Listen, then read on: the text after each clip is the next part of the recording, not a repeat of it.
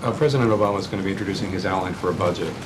Um, Fed Chair Bernanke has said the lack of a budget having been passed by the Senate has had an adverse effect on growth because it's created uncertainty.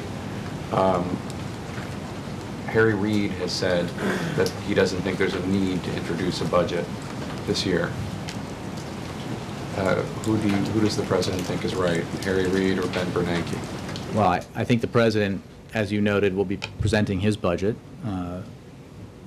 That budget, it's important to remember, and you all covered it, has spending caps set based on the Budget Control Act that was signed into law by this president last August. That spending, those spending levels represent significant cuts agreed to by Democrats and Republicans and by this president.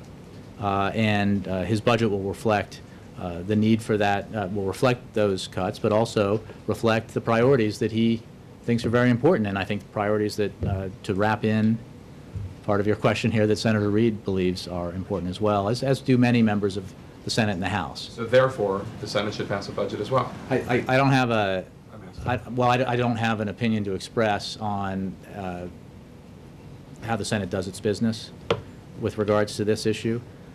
The fact is, because of the negotiations over the debt ceiling that resulted in the Budget Control Act, we have an unusual situation here in that the top lines for the budget going forward have already been set and agreed to by Republicans and Democrats alike. So I'm not actually asking your opinion, but the White House's opinion, the position of the White House is I don't have a, I mean, the White House has no opinion about whether or not the Senate should pass a budget. The President's going to introduce one. The Fed chair says not having one is bad for growth, but the White House has no opinion about whether. I have no opinion. The White House has no opinion on Chairman Bernanke's assessment of how the Senate ought to do its business. What the President believes is important is that the Budget Control Act that was signed into law by him last year provides the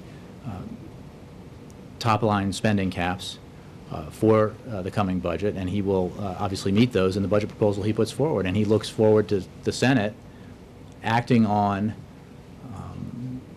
the policy initiatives contained within his budget that will reflect the priorities he laid out in the State of the Union, and also will reflect the priorities he laid out when he put forward his deficit and debt reduction proposal back in September.